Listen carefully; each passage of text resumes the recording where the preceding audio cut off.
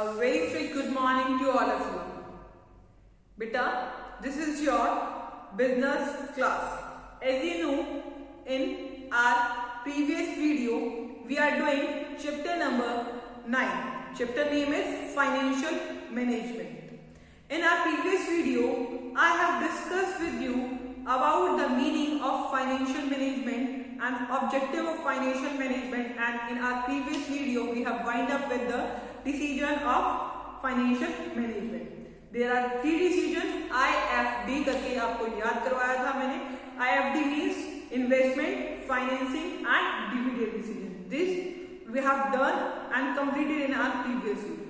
So today in our today's lecture, I will be discussing with you about the financial planning. Okay, let's start our today's class. Today's third date,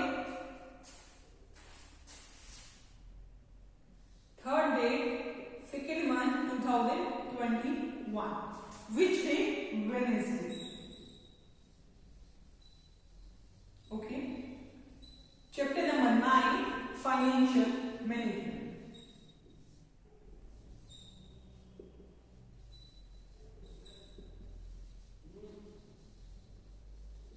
Chapter number 9, financial management. In our previous video, I have discussed about IFD. These are the 3 decisions in which the manager have to take: investment decision, financing decision, dividend decision. Investment decision means where to invest, कहाँ invest करना है. Financing decision means कहाँ से पैसा लेना है, debt से लेना है, equity से लेना है. Dividend decision is means कितना डिवाइड करना है और कितना रिटेन करना है, सरप्लस करना है. क्लियर? आज का टॉपिक है हमारा financial planning. Today's our topic is financial planning. अब आपको फाइनेंशियल प्लानिंग के बारे में पता होना चाहिए. अब फाइनेंशियल प्लानिंग का मतलब क्या होता है? फाइनेंशियल प्लानिंग का मतलब होता है प्लानिंग अबाउट फाइनेंस. दो वर्ड है, फाइनेंस और प्लानिंग. प्लानिंग का मतलब आगे के बारे में प्लान. फाइनेंशियल का मतलब पैसा. Planning about the finance is called as financial planning. Planning में हमने क्या सीखा था? प्लान करना. हम आगे आज करेंटली फ्यूचर के बारे में हम प्लान कर रहे हैं, मतलब एडवांस में हम प्लानिंग कर रहे हैं. प्लानिंग बोलते हैं इस वर्ड को. प्लानिंग का मतलब क्या होता है? Linking the present with future. Present को फ्यूचर के साथ लिंक करना प्लानिंग कहलाता है. फाइनेंशियल प्लानिंग का मतलब कि हम मनी, पैसे की प्लानिंग, मनी की प्लानिंग, पैसा कहां से लेके आए. ठीक है, पैसा की प्लानिंग करना, मनी की प्लानिंग करना. मनी की जब हम प्लानिंग करेंगे उसको बोलेंगे फाइनेंशियल प्लानिंग. वर्ड क्लियर हुआ? वर्ड क्लियर हुआ. अब हम आगे टॉपिक पे चलते हैं.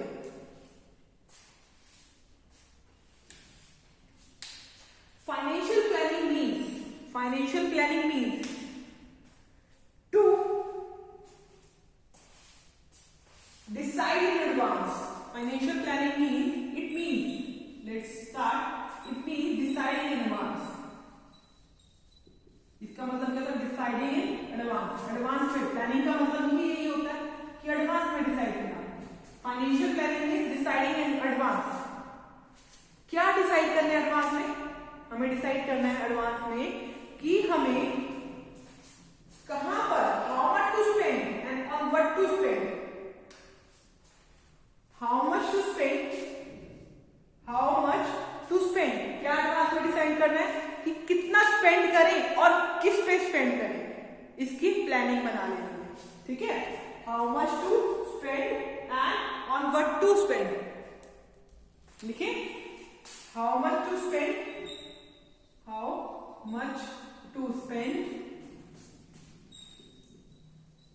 Second point, on what to spend.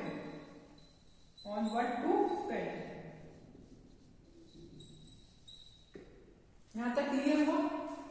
But according to the fund at our disposal, according to the funds at our disposal, according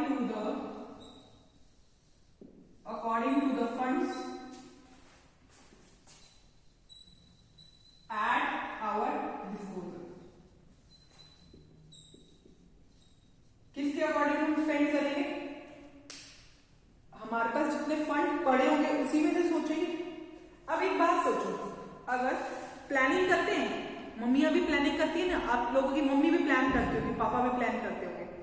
अब हम प्लान क्या करते हैं कि हम सुबह के नाश्ते में हमें ब्रेड लेके आने हैं, तो हम रात को प्लान कर सोचते हैं क्या उसके हमारे पास पैसे हैं, तो क्या हुआ, एडवांस में प्लानिंग कर रहे हैं, ब्रेकफास्ट की प्लानिंग एडवांस में कर रहे हैं, तो क्या हुआ, पैसे की प्लानिंग कर रहे हैं कि उस ब्रेड लाने के पैसे हमारे पास, तो फाइनेंशियल प्लानिंग तो हुई। ठीक है, तो financial planning means deciding in advance how much to spend, कितना स्पेंड करना है और किस पे स्पेंड करना है, अकॉर्डिंग टू, किसके अकॉर्डिंग स्पेंड तो करना है, किसके अकॉर्डिंग, फंड एट डिस्पोजल। अगर हमारे पास फंड जितने पड़े हैं उसी के अकॉर्डिंग तो हम स्पेंड करने की सोचेंगे, उस चीज की प्लानिंग करेंगे। ठीक है, अब देखिए ये इंक्लूड क्या करता है, अब इसमें 3 पॉइंट इंक्लूड करते हैं। इट इंक्लूड ये इंपॉर्टेंट है, देखो अब आपको पता होना चाहिए फाइनेंशियल प्लानिंग में क्या, फाइनेंशियल प्लानिंग क्या इंक्लूड करता है। फाइनेंशियल प्लानिंग ये इंक्लूड करता है भाई हमें कितनी फंड की रिक्वायरमेंट है। फाइनेंशियल प्लानिंग क्या कहते हैं, जैसे मुझे रिक्वायरमेंट है 1 लाख, मैं प्लानिंग, फाइनेंशियल प्लानिंग ये देखता है कितने फंड की रिक्वायरमेंट है, जैसे मुझे 1 लाख की रिक्वायरमेंट है। अब मैं दूसरा स्टेप, मेरा पहला स्टेप ये, दूसरा स्टेप ये है कि मैं ये फंड कहां से लेके आऊंगी, कौन से सोर्स से लेके आऊंगी। ठीक है, सोर्स से, कौन से सोर्स से लेके आऊंगी। ठीक है, थर्ड पॉइंट ये है कि सोर्स से लेके आने के बाद मैं उसको ऐसी जगह लगाऊं, यूटिलाइज करूं, लगाऊं मतलब ऐसी जगह यूटिलाइज करूं कि मेरे पास पूरे रिटर्न आए। ये 3 चीजें इंक्लूड होती हैं। अब इसको लिख लेते हैं। ठीक है, फर्स्ट पॉइंट क्या इंक्लूड होता है, लिखते हैं। First point, it includes determination of amount of, determination of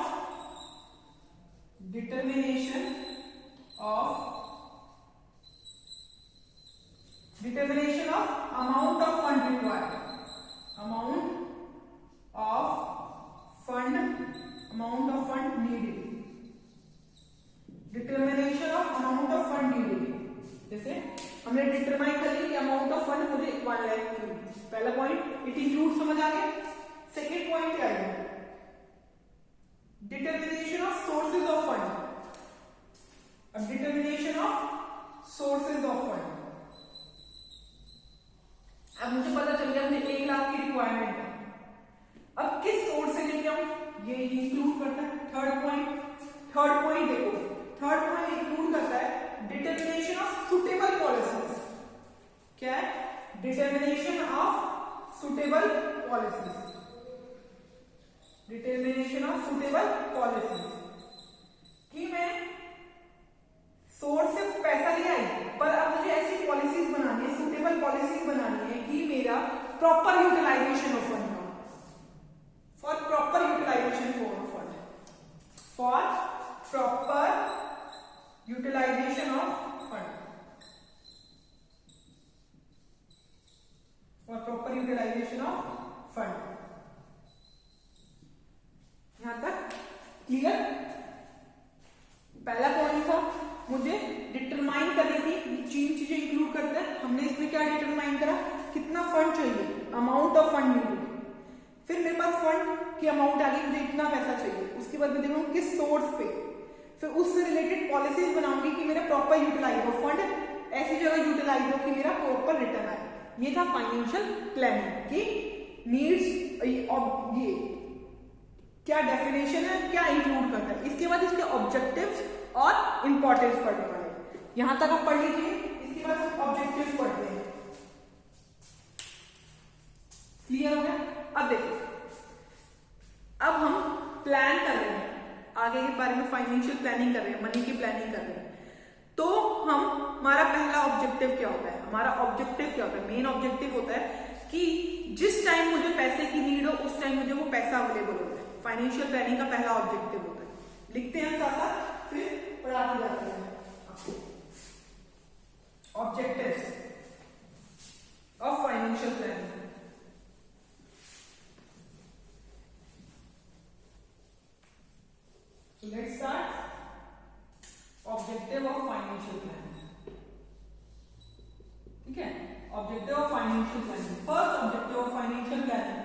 क्या ऑब्जेक्टिव है, जिस टाइम पे मुझे पैसे की रिक्वायरमेंट है वो मुझे मिल जाए। तो we should write down to ensure timely availability of, to ensure timely availability of, to ensure timely availability of fund, availability of fund, कि जब मुझे फंड की रिक्वायरमेंट हो वो फंड मुझे मिल जाए। फर्स्ट ऑब्जेक्टिव है। अब मुझे फंड मिल गया, अब दूसरा ऑब्जेक्टिव क्या है कि फंड मिलने के बाद मैं उस फंड की वेस्टेज ना करूं। ठीक है, सेकेंड ऑब्जेक्टिव क्या है, to reduce wastage of fund, to reduce wastage of fund, to reduce wastage of fund. This one is our second objective of financial management, to reduce wastage of fund. हमने fund available करवा लिया, तो fund available करवाना हमारा main motive नहीं है, हमारा fund available करवाने के बाद ये भी देखना मेन मोटिव है कि वो वेस्ट ना हो। ठीक है, let's come to our third point which is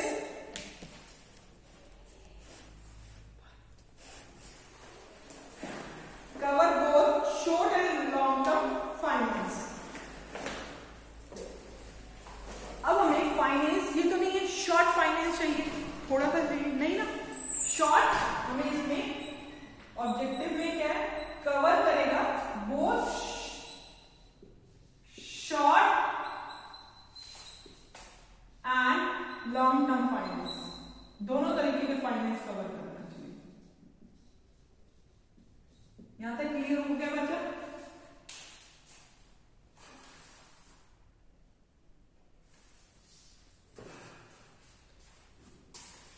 ये हम क्या देखते हैं वेस्टेज ऑफ फंड, कि हमें जैसे अब देखो कि हमें रिक्वायरमेंट 1 लाख की थी, 1 लाख की रिक्वायरमेंट थी, बट कभी कंपनी ने 2 लाख रुपीज नहीं उठा लिया, इस वजह से हमें देखना पड़ता है कि वेस्टेज ना हो फंड और अननेसेसरी फंड ना उठाए कंपनी, रेज ना करे। यहां तक क्लियर? इसके बाद हम चलते हैं इंपॉर्टेंस वे। हम क्या करने वाले? Importance way, importance of financial planning.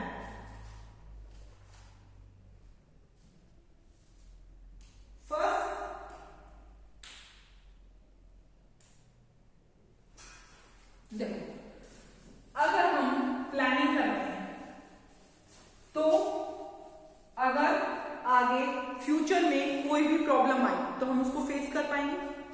तो चलते हैं, लिखते हैं इंपॉर्टेंस। इंपॉर्टेंस किसकी पढ़ने वाले? फाइनेंशियल प्लानिंग की इंपॉर्टेंस पढ़ने वाले। ठीक है, importance of financial planning. First importance of financial planning is make the firm better prepared to face future. Make the firm better prepared. Make the firm better prepared to face future. Better prepared to face the future. अब देखो, इस point से समझ आ गया, make the firm better prepared. इसमें planning करके, financial planning करके हमने फर्म को प्रिपेयर कर दिया कि वो फ्यूचर के प्रिपेयर कर दिया, किसको? Make the firm better prepare to face the future, future के बारे में फेस करता है। देखो, जैसे अब फर्म ने फ्यूचर में सोच रखा था उसकी सेल हुई 1 लाख की होगी, फर्म ने सोच रखा था फ्यूचर में उसकी सेल होगी 1 लाख की, बट नहीं हुई। अब हमने प्लानिंग कर रखी है, सोच रखा है, तो सेल होगी 1 लाख की, ये बात सोच रखी है, बट नहीं हुई, तो इससे कंपनी को क्या लगा? शॉक लगेगा। अगर कंपनी ने प्लानिंग नहीं कर रखी होगी तो उसको क्या लगेगा? शॉक लगेगा। बट कंपनी ने ये भी तो सोच रखा होगा कि अगर सेल नहीं हुई तो उसके क्या रीजन प्लानिंग कर रखी है और क्या क्या इफेक्ट आया जिस वजह से मेरी सेल नहीं हुई, तो कंपनी को बहुत बड़ा शॉक नहीं लगेगा, क्योंकि कंपनी ने प्लानिंग करते हुए ये भी सोचते हुए अगर नहीं होगी तो क्या होगा, उसके आगे के बारे में भी, फ्यूचर के बारे में भी कंपनी ने सोच रखा होगा। समझ आया बच्चा?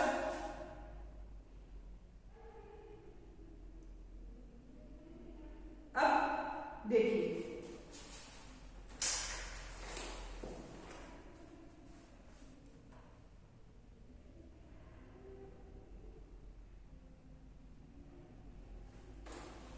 सिर्फ इसमें ये याद रखिए कि कंपनी ने सोच रखा होगा, फिर शॉप के बारे में मत आइए। ये सोचिए कंपनी ने सोच रखा है कि फ्यूचर के बारे में कि उसकी सेल 1 लाख होगी, और उसने ये भी सोच रखा है उसका रिटर्न कितना होगा, 20% होगा, 30% होगा, फ्यूचर के बारे में सोच रखा है। ठीक है, ये फर्स्ट पॉइंट होगा। सेकेंड पॉइंट है help in avoiding business shock and surprises. Help in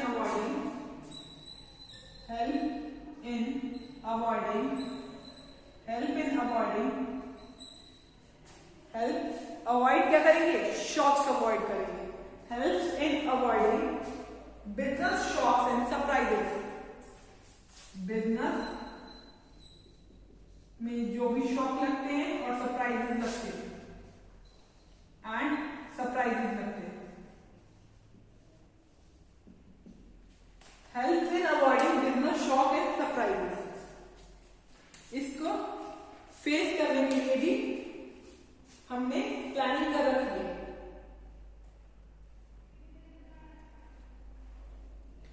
अब हमने क्या बना रखा है, पहले ही ब्लू प्रिंट बना रखा है। क्या बना रखा है हमने, ब्लू प्रिंट पहले ही बना रखा है। ब्लू प्रिंट पहले बना रखा है टू फेस डिफिकल्ट सिचुएशन। जो डिफिकल्ट सिचुएशन है उसको फेस करने का हमने ब्लूप्रिंट पहले ही बना रखा है, तो कोई भी प्रॉब्लम नहीं है। थर्ड पॉइंट क्या है, third point is proper utilization of finance. Proper utilization of finance. Proper utilization of finance हमने इंक्लूड में पढ़ा था ना, तो इसमें भी क्या है, प्रॉपर यूटिलाइजेशन ऑफ फाइनेंस। अब देखो, प्रॉपर यूटिलाइजेशन ऑफ फाइनेंस का मतलब क्या है कि जो हमने फाइनेंस उठाया, जैसे फंड उठाए 1 लाख पे, उसको प्रॉपरली, जैसे 1 लाख के फंड उठाए, किसी भी सोर्स से 1 लाख के फंड उठाए, इसको हमने प्रॉपरली यूटिलाइज करना है उस जगह पे। जैसे 2 जगह है, ए और बी, तो मुझे उस जगह पे इन्वेस्ट करना है जहां से मुझे रिटर्न ज्यादा है और जहां से मुझे फायदा ज्यादा है, जहां उस चीज की नीड हो, हमारी कंपनी को उसकी नीड हो। वहां ए और बी में, ए में 20% आ रहा है, इसमें 10% आ रहा है, तो मैं कहां लगाऊंगी अपना पैसा, 20% में। तो प्रॉपर यूटिलाइज हो, मेरे फाइनेंस अच्छी तरीके से यूटिलाइज हो, वहां लगाऊंगी मैं पैसा। ठीक है, proper utilization of finance. Second point पे आती है, फोर्थ पॉइंट है link present with future. Link present with future. Link present with future.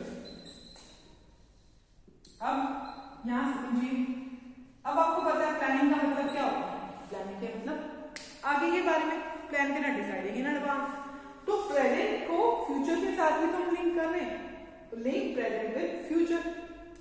Clear?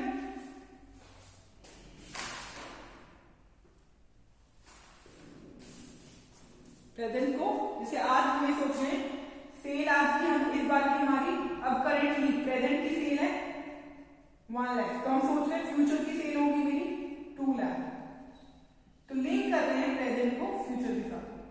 Clear? Let's come to our fifth point. Fifth point is base for financing control. Base for financing control. Base for financing control. देखना बच्चा, आपकी book में भी नहीं होंगे कई points, मैंने खुद बनाए हैं, दूसरी बुक से देख के करवा दी मैं आपको। ठीक है,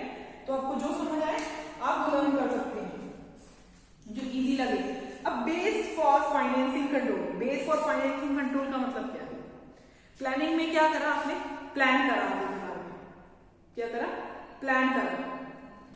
अब प्लानिंग में आप क्या बनाते हैं, स्टैंडर्ड बनाते हैं, छोड़ो, प्लानिंग में आप एक गोल बनाते हो, गोल और ऑब्जेक्टिव बनाते हो फ्यूचर के बारे में, गोल या ऑब्जेक्टिव बनाते हो फ्यूचर के बारे में। प्लानिंग में क्या करते हो, गोल या ऑब्जेक्टिव बनाते हो फ्यूचर के बारे में, ठीक है। और जैसे आपने, आपका गोल था कि सेल 2 लाख होनी चाहिए और इस बार 1 लाख थी, ठीक है। अब अगर मेरी सेल 2 लाख नहीं हुई तो आप ये देखोगे कि आपके उसमें क्या क्या कमी आई, फिर आप उस चीजों को कंट्रोल करोगे, प्लानिंग कर लोगे पहले कंट्रोल करने की। तो base for financial control, controlling मतलब कंट्रोल करने की पावर होगी। अगर आप ऑब्जेक्टिव बना रहे हो, आगे का ऑब्जेक्टिव बना रहे हो, तो आपके पास स्टैंडर्ड भी होगा, पावर भी होगी कि आप उस चीज को कंट्रोल कर पाओ, ठीक है। Base for financial control.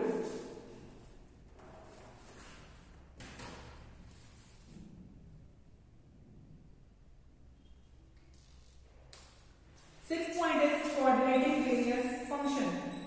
Coordinating क्या करना है इसमें आपने, कोऑर्डिनेटिंग, ये कोऑर्डिनेट वेरियस फंक्शन, कोऑर्डिनेट क्या लिखोगे, कोऑर्डिनेट वेरियस फंक्शन।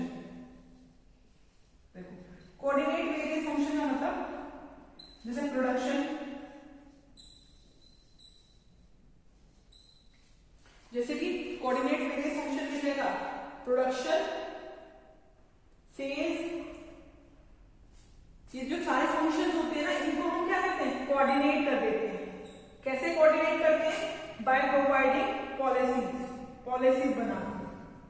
हम अच्छी पॉलिसीज प्लान करके अच्छी पॉलिसीज बनाते हैं और कोऑर्डिनेट कर देते हैं इन फंक्शंस को, प्रोडक्शन को, सेल्स को। क्लियर हुआ?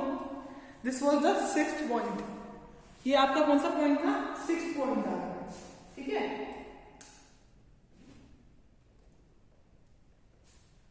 Come to 7th point, which one is helps in investing in right project. Helps in investing in right projects. Helps in investing in right project. अब हमने प्लानिंग कर ली है, तो प्लानिंग में हम ये भी देख लेते हैं कि हमें किस प्रोजेक्ट में हम इन्वेस्टमेंट करेंगे, किस प्रोजेक्ट से हमें रिटर्न अच्छा आएगा। तो helps in investing in right project, सही प्रोजेक्ट में, जैसे इसमें हमने ए प्रोजेक्ट में इन्वेस्टमेंट करें, तो सही प्रोजेक्ट में इन्वेस्टमेंट करने के लिए भी हेल्प करती है क्या, फाइनेंशियल प्लानिंग। क्लियर हुआ? अब helps in fixing capital structure. 8th point क्या है, helps in fixing capital structure. Helps in fixing capital structure. Helps in fixing capital structure. Capital structure fix करने में भी हेल्प करता है। अब कैपिटल स्ट्रक्चर क्या होता है, कैपिटल स्ट्रक्चर होता है डेब्ट और इक्विटी। कितना डेब्ट होगा और कितना इक्विटी होगा फर्म में, उसको डिसाइड करने के लिए भी, उसको फिक्स करने के लिए भी हेल्प करता है क्या, प्लानिंग, फाइनेंशियल प्लानिंग जो होती है वो हेल्प करती है fixing the capital structure. Capital structure is डेब्ट अपॉन में इक्विटी। इससे आप नेक्स्ट वीडियो में, आपकी जो नेक्स्ट वीडियो है उसमें हम क्या पढ़ने वाले हैं, कैपिटल स्ट्रक्चर के बारे में बताऊंगी मैं आपको, उससे रिलेटेड क्वेश्चन भी करवाऊंगी और वो मैं एक वीडियो में वाइड अप कर दूंगी। कैपिटल स्ट्रक्चर पढ़ाऊंगी, फाइनेंशियल लिवरेज पढ़ाऊंगी, ठीक है, उससे रिलेटेड क्वेश्चन भी करवाऊंगी, ठीक है। अगर आपको कोई भी डाउट हो आप मेरे से पूछ लीजिए। ओके बच्चा, देखिए 8 पॉइंट आपको क्लियर हुए?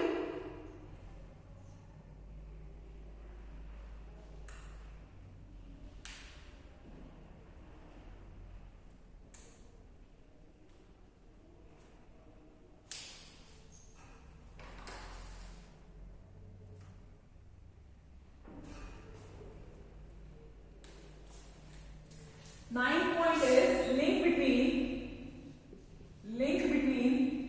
investment and financing decision.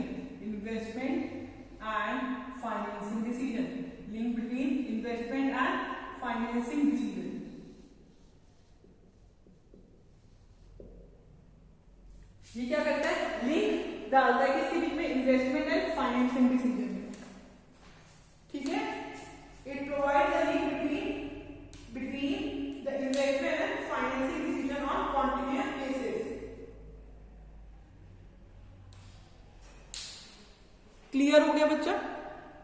अगर आपको इनमें से कोई भी पॉइंट पे डाउट हो then you can ask from me. आज की वीडियो में हमने क्या क्या पढ़ा बच्चा? आज की वीडियो में हमने ऑब्जेक्टिव और इंपॉर्टेंस पढ़ी है फाइनेंशियल प्लानिंग के बारे में। फाइनेंशियल प्लानिंग के बारे में पढ़ा, प्लानिंग करना, प्लानिंग किसकी? मनी की प्लानिंग करना। ठीक है, ये इंपॉर्टेंट क्यों होता है? क्योंकि हमें इसमें ये पता करना होता है, 3 चीजें इंक्लूड करवाई थी कि हाउ मच टू स्पेंड। पहले तो ये पता करना होता है how much to spend on what to spend from our disposal. Clear? अगर आपको इनमें से कोई भी पॉइंट में डाउट हो then you can ask from me. हम नेक्स्ट वीडियो में हमारा कैपिटल स्ट्रक्चर पढ़ेंगे, उसके क्वेश्चंस करेंगे और फाइनेंशियल लीवरेज पढ़ेंगे। ओके बच्चा, till then you should do revise this topic and you have to do 15 question from this topic in your fair notebook. Okay बच्चा, क्लियर? मैंने आज आपको page number 330, 300, page number 387 and 388, 387,